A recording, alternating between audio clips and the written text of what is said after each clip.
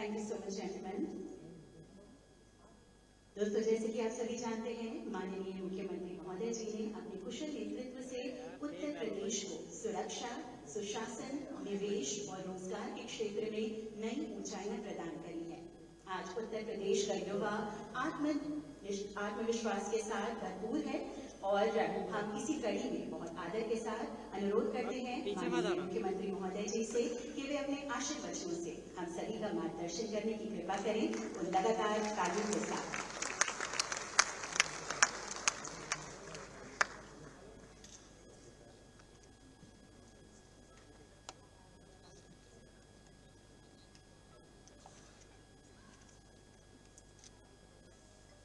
श्रम और सेवा योजन विभाग के तत्वाधान में आयोजित आज के इस रोजगार महाकुंभ कार्यक्रम में समारोह में उपस्थित मंत्री सनील राजभर जी, राज्य मंत्री श्री मनोहर लाल मुन्नो कोरी जी, प्रदेश सरकार के सलाहकार श्री अवनीश अवस्थी जी, प्रमुख सचिव श्री M.K. सुंदरम जी, विभाग के अन्य अधिकारीगण, इकोनॉमिक टाइम्स से श्री अर्पित गुप्ता जी, BCS से श्री अभिषेक भारती जी और आज के इस रोजगार महाकुंभ के कार्यक्रम में उपस्थित विभिन्न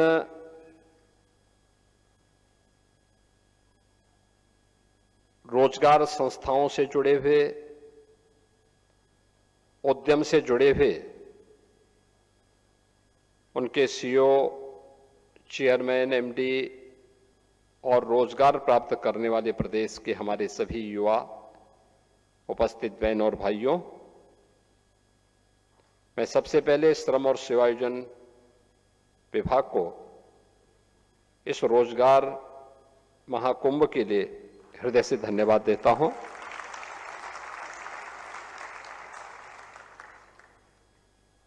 देश के यशस्वी प्रधानमंत्री आदरणीय मोदी जी के मिशन रोजगार के अभियान की कड़ी में विकसित भारत की संकल्पना के साथ हर व्यक्ति, हर संस्था भी अपना योगदान दे सकें, उसके लिए आवश्यक है कि हर युवा के हाथ को उसकी योग्यता के अनुसार कार्य मिल जाए।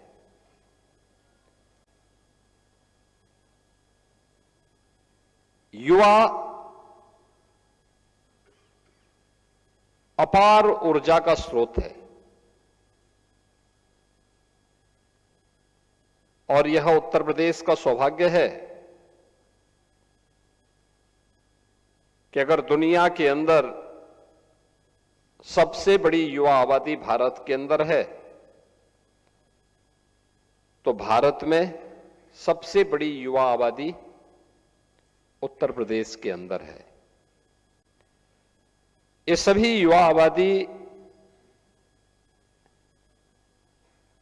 जहां किसी भी क्षेत्र में उसे अवसर मिला है, उसने अपनी प्रतिभा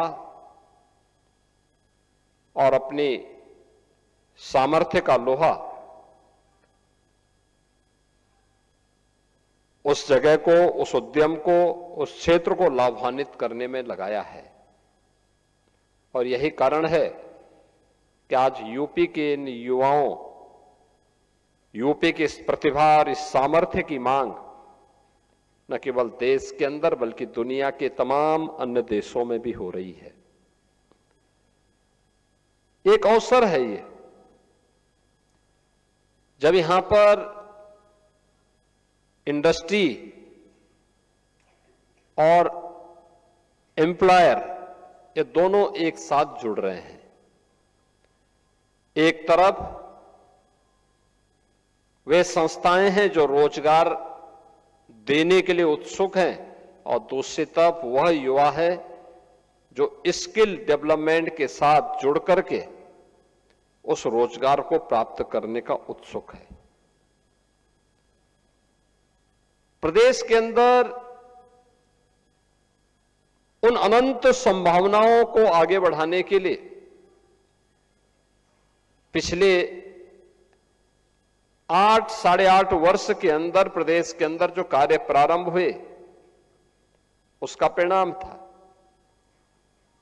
कि जिस प्रदेश में पहले गांव का गांव प्लान करता था रोजगार के लिए, आज वो स्वयं भी अपने यहां रोजगार उपलब्ध करवा रहा है। याद करिए, परंपरागत उद्यम के क्लस्टर यूपी के अंदर थे, लेकिन धीरे धीरे करके समय के अनुरूप उसको प्रोत्साहन न मिलने के नाते इंस्पेक्टर राज के कारण तमाम संस्थाओं के अनावश्यक हस्तक्षेप के कारण वह बंदी के कगार पर पहुंच गया। 2017 में जब हम लोग आए थे, हम लोगों ने फिर से उन संस्थाओं को देखा। प्रत्येक जनपद के लिए एक जनपद एक उत्पाद यानी वन डिस्ट्रिक्ट वन प्रोडक्ट की एक नई स्कीम को आगे बढ़ाया। आज परिणाम है कि वन डिस्ट्रिक्ट वन प्रोडक्ट ने प्रदेश के अंदर सूक्ष्म लघु मध्यम उद्यम के क्षेत्र में पूरे प्रदेश के अंदर 96 लाख ऐसी यूनिट को फिर से पुनर्जीवित करके करोड़ों युवाओं के हाथों को कार्य देने का एक मंच उसी के जनपद में, उसी के प्रदेश में उपलब्ध करवाने में मदद की। प्रदेश के वन डिस्ट्रिक्ट वन प्रोडक्ट और एमएसएमई प्रोडक्ट और इससे जुड़े हुए जो हमारे लघु और कुटीर उद्यम थे, इसकी ताकत का एहसास हम लोगों ने तब लगाया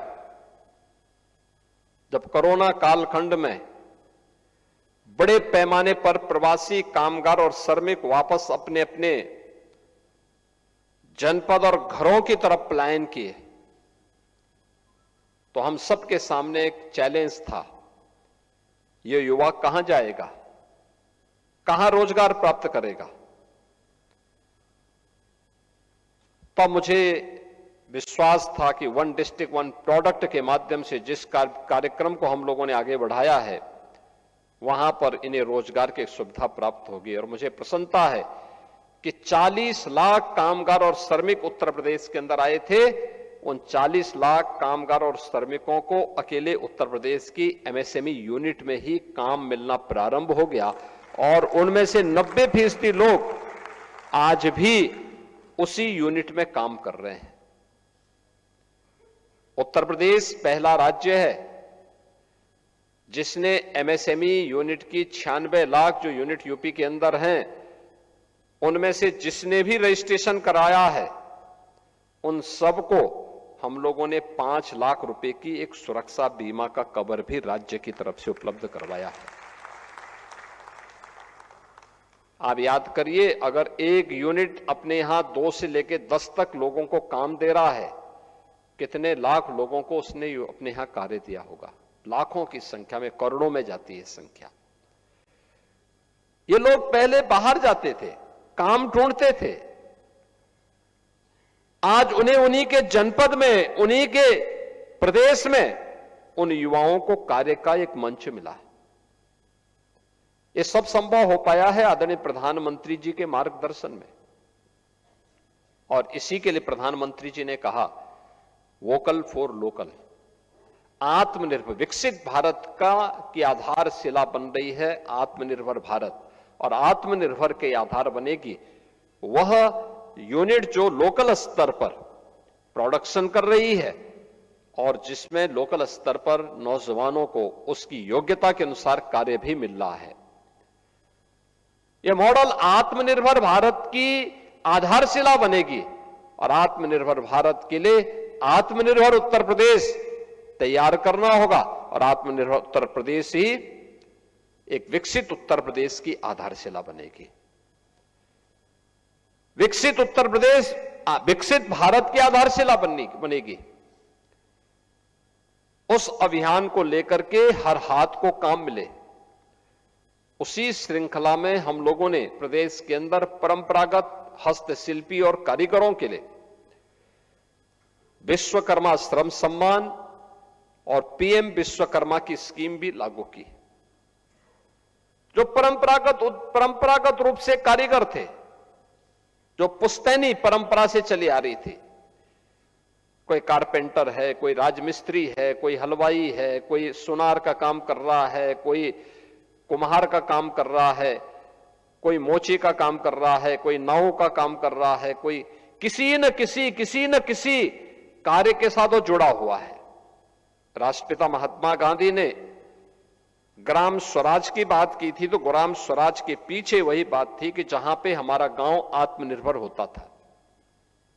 पूंजी कम रही होगी, लेकिन सबकी व्यवस्था का संचालन एक गांव अपने आप में एक इकाई हुआ करती थी, जिस इकाई में हर व्यक्ति एक दूसरे पर निर्भर होकर के, एक दूसरे का सहयोगी बनकर के एक टीम भावना के साथ काम करता था और अपना परिणाम देता था।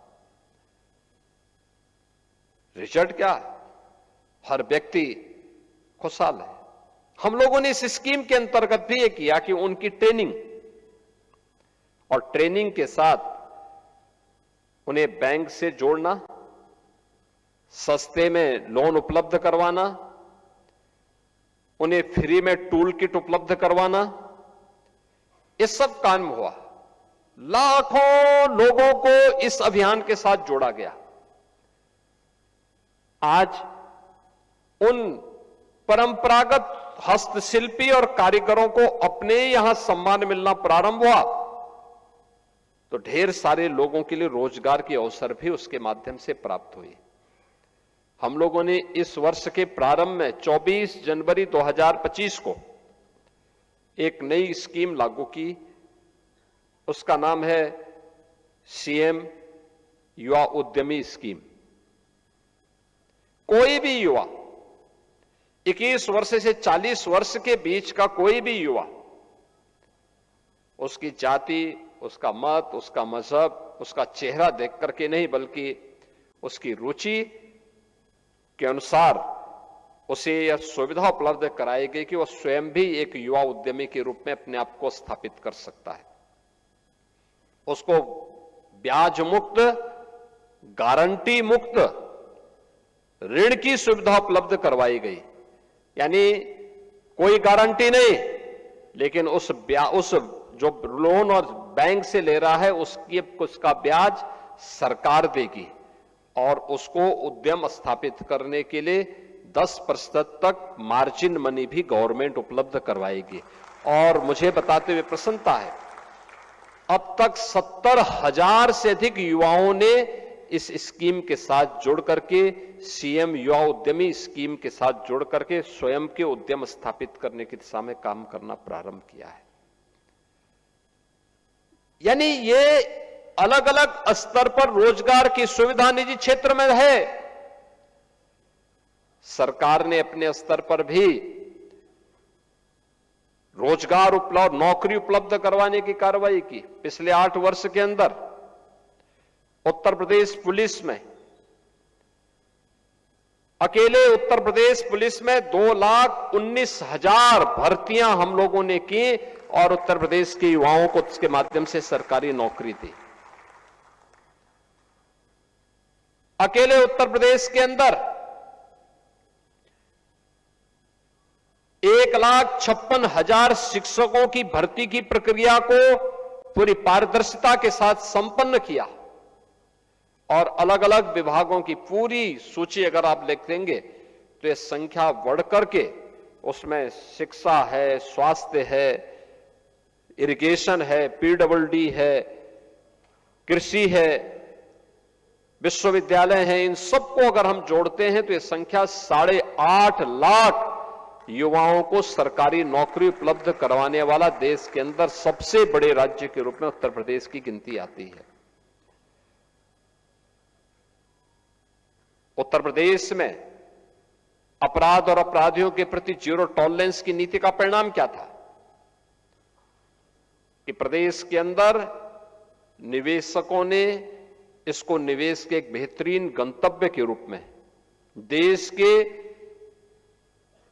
इन्वेस्टमेंट के सबसे अच्छे डेस्टिनेशन के रूप में उत्तर प्रदेश को चयन किया। लेकिन इसके लिए हमें कार्य करना पड़ा। इसके लिए प्रदेश सरकार को अपनी नीतियों में परिवर्तन करना पड़ा।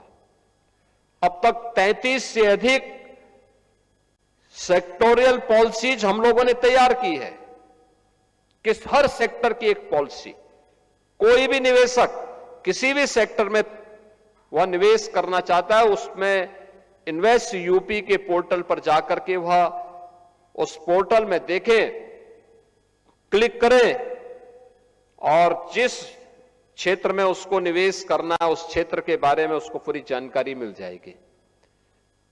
उसकी सहायता करने के लिए निवेश मित्र भी है, सिंगल विंडो प्लेटफॉर्म के लिए निवेश सारथी भी है, और फिर अगर उसने निवेश कर लिया है तो निवेश के बाद उन्हें इंसेंटिव जो मिलना है पॉलिसी के अंतर्गत वह भी उसको ऑनलाइन उपलब्ध करवाने की व्यवस्था है।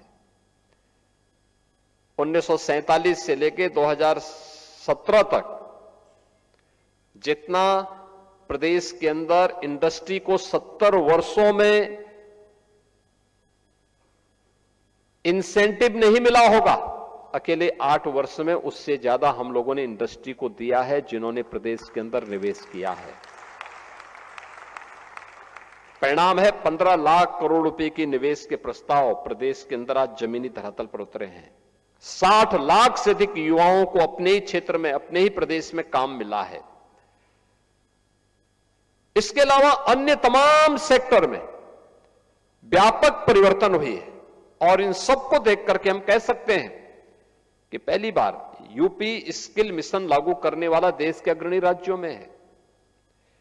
यूपी स्टार्टअप मिशन के अंतर्गत प्रदेश के अंदर बेहतरीन कार्य आगे बढ़ रहा है। प्रदेश के अंदर स्किल डेवलपमेंट के कार्य के लिए और बेहतरीन न्यू एज टेक्नोलॉजी के साथ हम अपने युवाओं को जोड़ सकें। आज की डिमांड क्या है? आर्टिफिशियल इंटेलिजेंस की है, इंटरनेट ऑफ थिंग्स की है, रोबोटिक टेक्नोलॉजी की है, ड्रोन टेक्नोलॉजी की है। यूपी के नौजवानों के लिए दुर्लभ था। हम लोगों ने टाटा टेक्नोलॉजीज के साथ बातचीत की। आईटीआई में इससे संबंधित पाठ्यक्रम और इससे संबंधित वर्कशॉप ही नहीं बल्कि वहां पर हम लोगों ने उससे संबंधित लैब्स स्थापित करवाई। आज उनकी बेहतरीन ट्रेनिंग का मंच बना है। हब एंड स्पोक मॉडल पर युवाओं को तैयार किया जा रहा है, और इस नई चुनौती के लिए नए समय की टेक्नोलॉजी को अपनाने के लिए यूपी के नौजवानों के लिए प्लेटफॉर्म उपलब्ध करवाएगा। क्या परिणाम है? आज यूपी के नौजवानों की मांग दुनिया के तमाम देशों में हो रही है। याद करिए, जो नौजवान यहां से दुनिया के तमाम देशों में गए, वहां पर उनके लिए प्रारंभिक चरण में उनकी ट्रेनिंग की एक चैलेंज थी। हमारे सामने चीजें आती थी कि दुनिया के अंदर मांग इस नई टेक्नोलॉजी के तहत उस प्रकार की वर्कफोर्स की है, तो उस प्रकार की वर्कफोर्स को तैयार करना, उसकी ट्रेनिंग देना। लैंग्वेज की प्रॉब्लम होती है तो लैंग्वेज के बारे में दिखाना, उनके बारे में उसको बताना। अगर वह जर्मन जा रहा है तो उसको जर्मन भाषा के बारे में जानकारी होनी चाहिए। फ्रांस जा रहा, फ्रांस की जानकारी होनी चाहिए। स्पेन जा रहा है, स्पेनिश के बारे में उसको जानकारी होनी चाहिए। जापान जा रहा है, जापानीज के बारे में उसको जानकारी होनी चाहिए। अगर वह दुनिया के किसी भी अन्य देश में जा रहा है, उस देश के अनुसार उसको ट्रेनिंग, वहां की भाषा के अनुरूप उसको ट्रेनिंग देने का कार्यक्रम, और भाषा के अनुसार ट्रेनिंग देने के कार्यक्रम के साथ राज्य सरकार ने जब इसको जोड़ा, बड़े पैमाने पर उत्तर प्रदेश का युवा आज उस कार्यक्रम के साथ आगे बढ़ रहा है। और उत्तर प्रदेश के अंदर स्वयं भी हम लोगों ने अपना स्वयं एक कॉरपोरेशन हम गठित कर रहे हैं युवाओं के लिए। कोई भी युवा जो यूपी के अंदर कार्य करेगा उसको न्यूनतम मजदूरी देने की गारंटी, न्यूनतम वेतन देने की गारंटी देने वाला राज्य बन रहा है उत्तर प्रदेश। अब यह नहीं हो सकता है, आप देखना कुछ ही दिनों के अंदर हम इस बात को सुनिश्चित कर रहे हैं कि किसी भी व्यक्ति को वह प्रदेश के अंदर किसी भी क्षेत्र में काम करने वाला व्यक्ति हो, अगर उसने श्रम और सेवा योजन के इस पोर्टल का उपयोग किया है, नियुक्ति पाने वाला और नियोक्ता भी दोनों को उसके साथ जुड़ना होगा। और यह सुनिश्चित किया गया है कि कोई भी नियोक्ता इस चीज को सुनिश्चित करेगा कि वह उस कार्मिक को पूरा वेतन उपलब्ध करवाएगा। उसके जो भी चार्जेज होंगे वह गवर्नमेंट उसको अतिरिक्त उसको देगी, लेकिन किसी भी कर्मचारी का या किसी भी कार्मिक के वेतन में कोई कटौती नहीं करेगा। और यह व्यवस्था हम उसके माध्यम से सुनिश्चित करने जा रहे हैं, एक बेहतरीन व्यवस्था जिससे किसी भी युवा का शोषण न होने पाए। और यह व्यवस्था हमारे कॉरपोरेशन के माध्यम से, जो श्रम और सेवा योजन विभाग के माध्यम से बहुत जल्दी इसको हम आगे बढ़ाने जा रहे हैं। इसके माध्यम से हर व्यक्ति को रोजगार की गारंटी भी होगी, नौकरी की गारंटी भी होगी और उसको आगे बढ़ने का भी एक प्लेटफॉर्म मिलेगा। आज मुझे प्रसन्नता है कि रोजगार महाकुंभ इस अवसर को आगे बढ़ाने का एक माध्यम है।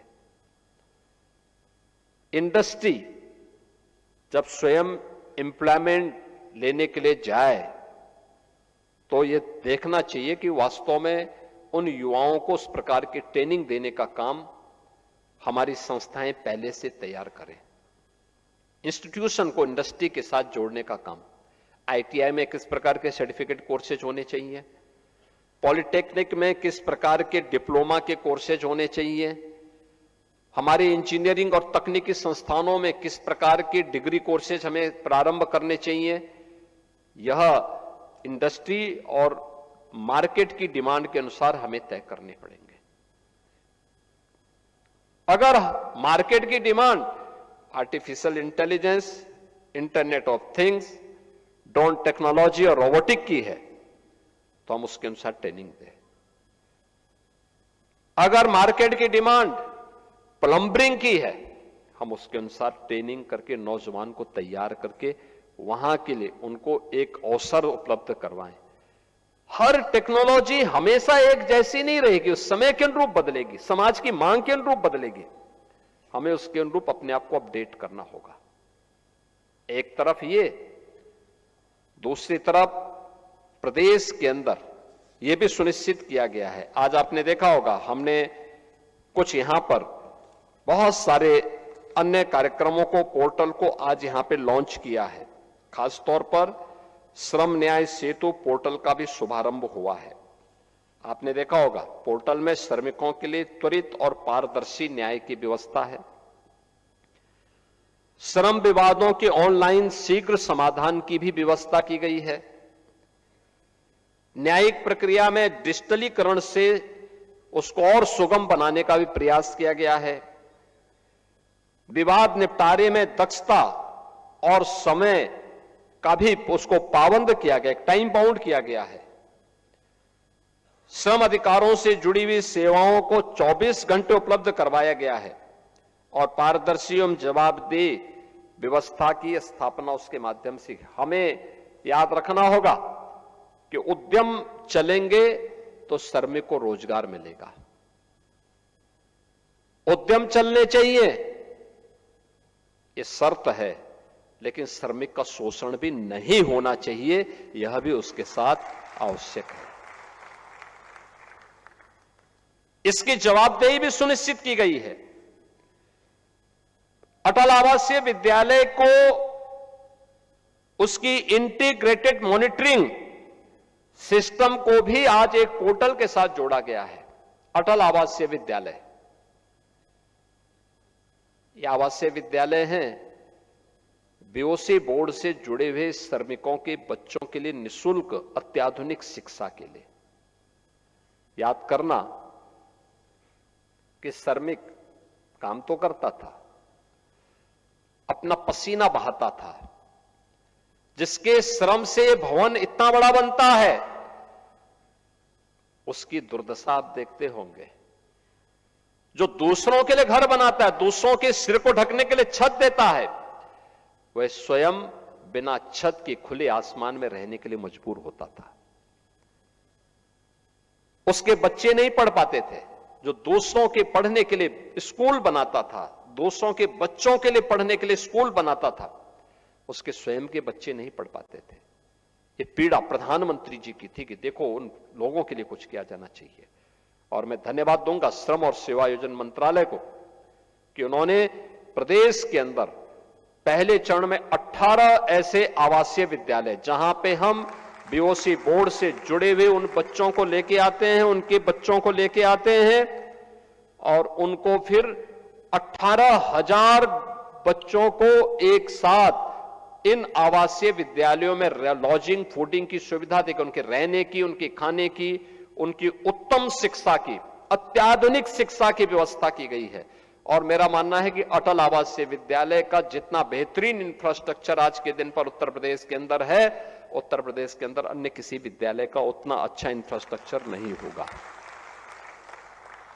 अब उसी तर्ज पर हमने बेसिक एजुकेशन में भी इंटीग्रेटेड कैंपस की एक व्यवस्था प्रारंभ की है। पहले चरण में 57 ऐसे मुख्यमंत्री अभ्युदय और कंपोजिट विद्यालयों की स्थापना का कार्य हमने प्रारंभ कर दिया है। ये डे स्कूल होंगे, बच्चा अपने घर से जाएगा, पढ़ेगा, आधुनिक अत्याधुनिक शिक्षा बच्चे को वहां प्राप्त होगी। ये बहुत सारे परिवर्तन हैं। हमें समय के अनुरूप अपने आप को तैयार करना होगा। श्रमिक कानून में रिफॉर्म करने होंगे जो श्रमिकों के हितों का भी संरक्षण कर सके, इंडस्ट्री को भी स्मूथली चलाने में योगदान दे सके, क्योंकि दोनों का हित एक दूसरे से जुड़ा हुआ है। हमें यह सुनिश्चित करना होगा कि कोई आउटसोर्सिंग कंपनी के माध्यम से किसी श्रमिक का शोषण न होने पाए। उसको उसका मानदेय, उसका वेतन जरूर मिले और आउटसोर्सिंग कंपनी के जितने भी अन्य खर्चे होते हैं, चार्जिंग होते हैं, वह गवर्नमेंट अपने स्तर पर उसको अलग से वहन करे, जिससे किसी भी श्रमिक का शोषण न होने पाए। हर श्रमिक सम्मान के साथ राष्ट्र निर्माण में अपनी भूमिका को मजबूती के साथ आगे बढ़ा सके। यह गवर्नमेंट की, सरकार की मंशा है और उसको हम आगे बढ़ाने के लिए प्रतिबद्ध हैं, क्योंकि जब श्रमिक खुशहाल होगा, जब अन्नदाता खुशहाल होगा, तो देश खुशहाल होगा। जब श्रमिक आगे बढ़ेगा, युवा शक्ति के हाथ को रोजगार होगा, तो विकसित भारत और विकसित उत्तर प्रदेश से दुनिया की कोई ताकत नहीं रोक पाएगी। आज के इस अवसर पर, रोजगार महाकुंभ के आयोजन के अवसर पर, उन सभी युवाओं को जो रोजगार के साथ जुड़ रहे हैं, याद करना जो भी कंपनियां यहां पर इस अभियान के साथ जुड़ी हुई है, मेरा उन सबसे आग्रह होगा कि किसी भी नौजवान का शोषण न होने पाए। अगर उस नौजवान को बाहर भेजना है तो पहले वहां के लैंग्वेज और उस प्रकार की टेक्नोलॉजी के साथ, उस प्रकार के ट्रेड के साथ उत्तर प्रदेश के हमें स्किल डेवलपमेंट मिशन के साथ उनको जोड़ करके उनकी ट्रेनिंग दे देनी चाहिए, जिससे वह युवा या वो हमारा जो नौजवान है, जब वह किसी नौकरी रोजगार के लिए दुनिया के किसी देश में जाता है या देश के किसी अन्य भाग में जाता है, वहां ट्रेनिंग के नाम पर, वहां लैंग्वेज के नाम पर उसको अनावश्यक वेट न करना पड़े। वह जाए, तत्काल उसके हाथ को काम मिले, उसका मानदेय उसको प्राप्त हो, वह खुशहाल जीवन जी सके और उसके बच्चे भी खुशहाली का जीवन जी सके, इस प्रकार का कार्यक्रम हम सुनिश्चित करेंगे। इस विश्वास के साथ इस रोजगार महाकुंभ में प्रदेश भर से जो युवा उपस्थित हुए हैं, उन सभी युवाओं का मैं हृदय से स्वागत करता हूं और विश्वास करता हूं कि श्रम और सेवायोजन विभाग इन सभी चीजों को जरूर ध्यान में रख करके इन युवाओं के हितों को हर प्रकार से सुरक्षा और संरक्षण देने का काम करेगा। आप सबके प्रति मेरी शुभकामनाएं हैं। धन्यवाद। जय हिंद।